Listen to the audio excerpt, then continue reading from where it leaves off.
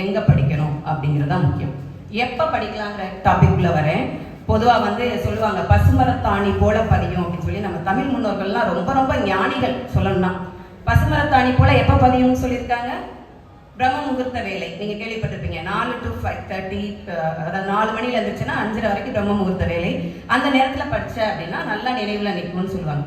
Chemistry behind that சொல்லுவோம். நம்ம being chemistry teacher அப்படிங்கிறனால அதுக்கு பின்னாடி இருக்கிற கெமிஸ்ட்ரி என்னன்னு சொல்லி ஆராய்ந்து பார்த்தோம் அப்படின்னா, அந்த டயத்துல அதிகமா நம்மளுடைய அட்மாஸ்பியர்ல என்ன இருக்குன்னு பார்த்தீங்கன்னா காஸ்மிக் ரேடியேஷன்.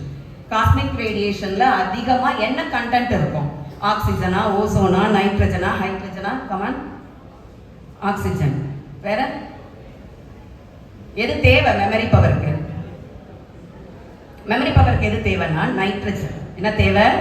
நைட்ரஜன். நீங்க பிளான்ட்ஸ்லேயே கேள்விப்பட்டிருப்பீங்க. தாவரங்களுக்கு நைட்ரஜன் ஃபிக்சேஷன் ஒரு ப்ராசஸே இருக்கும். நீ போடுற உரங்கள் எல்லாமே ஃபைனலா என்னவா மாறும்? நைட்ரஜனா மாறும். ஸோ அந்த நைட்ரஜன் ஃபிக்சேஷன்ங்கிறது தாவரத்துக்கு மட்டும் இல்லப்பா, நமக்கும் தேவை. நைட்ரஜன் அதிகமா எங்க இருக்கு அப்படின்னா அந்த காஸ்மிக் ரேடியேஷன். அது அதிகமா எங்க இருக்குன்னா 4:30 இருந்து 5 மணி வரை. அதனாலதான் அப்பயே சொல்லியிருக்காங்க அந்த காலத்துல. இவங்கலாம் பெரிய சயின்டிஸ்ட்லாம் கிடையாது, பட் எல்லாமே பை எக்ஸ்பீரியன்ஸ் தேவை. இப்போ நம்ம சயின்டிஃபிக்கா அதெல்லாமே ப்ரூவ் பண்றோம். அதனால இது வரைக்கும் இல்லை அப்படின்னாலும் ஒரு 48 days நீங்க இதை ட்ரையல் பண்ணீங்கன்னா யூ கேன் அச்சீவ். அப்படியே இருக்கும். உங்க கொஸ்டின் பேப்பரை நீங்க பார்த்த உடனே ஆன்சர் உங்க கண்ணு முன்னாடி அப்படியே தெரியும்.